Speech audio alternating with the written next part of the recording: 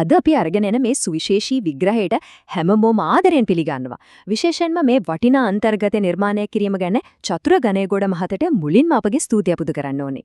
ඉතින් අද අපි කතා කරන්න යන්නේ ගොඩක් දෙනෙක්ට වැරදි වැටහීමක් තියෙන මාතෘකාවක් ගැන. ගොඩක් අය හිතාගෙන ඉන්නේ අලෙවිකරණය එහෙමත් නැත්නම් මාකටිං කියන්නේ නිකම්ම භාණ්ඩ ප්‍රචාරණය කරන එකට විතරයි කියලා නේද? හැබැයි අද අපි ඒ මතය සම්පූර්ණයෙන්ම වෙනස් කරනවා. අලෙවිකරණය කියන්නේ ඊට වඩා ගොඩක් ගැඹුරු, නියම වටිනාකමක් නිර්මාණය කරන අපූර්ව කලාවක්. හරි අපි කෙලින්ම මාතෘකාවට බහිමු.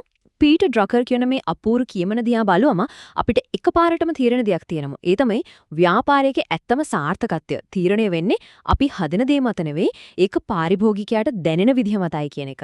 සැබෑ සාර්ථකත්වය සම්පූර්ණයෙන්ම පාලනය වෙන්නේ පාරිභෝගිකයාගේ පැත්තෙන්. මේක ව්‍යාපාර ලෝකයේ අපි හැමෝම තීරුම් ගන්නම ඕනිම මූලිකම රහසක්. දැන් මේ අර්ධ දැක්වීම දිහා ටිකක් ගැඹුරින් බලමු. අලෙවිකරණය කියන්නේ සල්ලි වලට බඩු විකුණන එක විතරක් නෙවෙයි. පාරිභෝගිකයාට ඕනේ මොකක්ද කියලා කල් තියාම හඳුනාගෙන ඒ දේ ලාභදායී විදිහට යාට ලබා දෙන ප්‍රධාන ව්‍යාපාරික දර්ශනයක් තමයි මේක.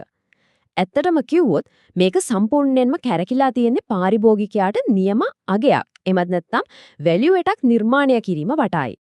ඉතිහාසයේ දිහා ටිකක් හැරිලා බැලුවොත් අපිට පේනවා මිනිසා මුනින්ම හිටියේ Tamanට ඕන දේ Tamanම හොයාගන්න ස්වයං පෝෂිත තත්වයක. ඊට පස්සේ තමයි භාණ්ඩ හුවමාරු ක්‍රමය ආවේ. ඉන්පසුව මුදල් භාවිතයත් එක්ක අවසානයේ අද අපි මේ දකින නවීන වෙළඳපොළ බිහි වුණා.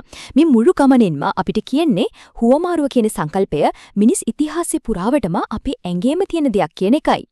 හැබැයි මේ පැරණි භාණ්ඩ හුවමාරු ක්‍රමයේ තිබුණ ලොකුම ප්‍රායෝගික ගැටලුවක් තමයි මට ඕන දේ ඔයා ගාව තියෙන්නත් ඕනේ, ඔයාට ඕන දේ මං ගාව තියෙන්නත් ඕනේ.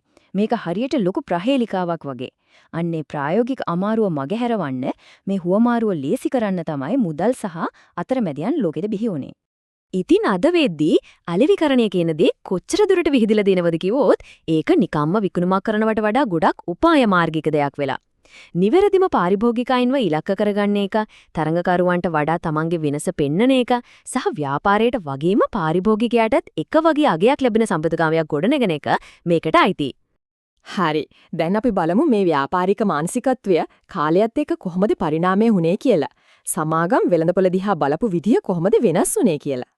මුල් කාලේ තිබුණ මේ නිෂ්පාදන සංකල්පය මත නැත්නම් ප්‍රොඩක්ෂන් concept එක දිහා බලුවොත් එයාලා කල්පනා කළේ භාණ්ඩ හැකිතාක් ලාභයත සහ වේගෙන් හදලා බෙදා හරින්නේ කොහොමද කියලා විතරයි. හැබැයි මේ මානසිකත්වයේ තියෙන භයානකම දේ තමයි මේ විදිහට කාර්යක්ෂමතාවයේ පස්සේ යද්දී පාරිභෝගිකයා ඇත්තටම සතුටු වෙන්නේ මොනවද දුන්නමද කියන එක එයාලට සම්පූර්ණයෙන්ම අමතක වෙලා යන එක.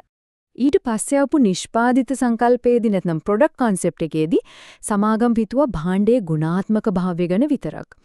උදාහරණයක් විදිහට අපි හැමෝම දන්න Kodak සහ Nokia වගේ දැවැන්ත සමාගම් වලට උන්න දේ හිතලා බලන්න. එයාලා තාක්ෂණයේ නිහලව දේවල් හැදුවා හැදැයි පාරිභෝගිකයාගේ වෙනස් වෙන අවශ්‍යතා ගැන අවධානය යොමු කළේ නැති නිසා එයාලට සම්පූර්ණ වෙළඳපොළ මහිමි වෙලා ගියා. අන්න ඒ නිසායි අපි අද මේ කතා කරන නූතන අලෙවිකරණ සංකල්පයට නැත්නම් මාකටිං කන්සෙප්ට් එකට මාරු වෙන්න අනිවාර්යෙන්ම සිද්ධ වෙලා තියෙන්නේ. අද Apple වගේ ලෝකයේ දැවැන්තම සමාගම් ඔය තරම් සාර්ථක වෙලා තියෙන වෙල මොකුත් නිසා නෙවෙයි පාරිභෝගිකයාට ඕනේ මොනවද කියලා කල්තියාම හඳුනාගෙන ඒ දේ තරඟකරුවන්ට වඩා විශිෂ්ට විදිහට ලබා දෙන නිසායි. මේක හරියට දාම ප්‍රතික්‍රියාවක් වගේ අපි පාරිභෝගිකයාට ඉහළම අගයක්, ඒ කියන්නේ නියම වැලියු එකක් දෙලකොට එයාලා ගොඩක් තෘප්තිමත් වෙනවා. අනේ ඒ සතුට නිසා අපේ ව්‍යාපාරයට වෙන කිසිම කෙනෙකුට ලේසියෙන් කඩන්න බැරි තරඟකාරී වාසියක් නිකම්ම ගොඩ නැගෙනවා.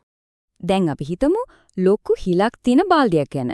ඒකට කොච්චර වතුර පෙරවුවත් ඒ ඔක්කොම එළියට යනෝ නේද? ව්‍යාපාරයක් වුණත් ඒ වගේ තමයි. ඉන්න පරණ ගනුදෙනුකරුවන්ව සතුටු කරන්නේ නැතුව එයාලා ඉවත් වෙලා යද්දී අලුත් පාරිභෝගිකයින් විතරක් හොයන එක කිසිසේත්ම තිරසාර නැහැ. තනි විකුණුමක් ගැන විතරක් හිතන එක ව්‍යාපාරයකට කරන ලොකුම හානියක්.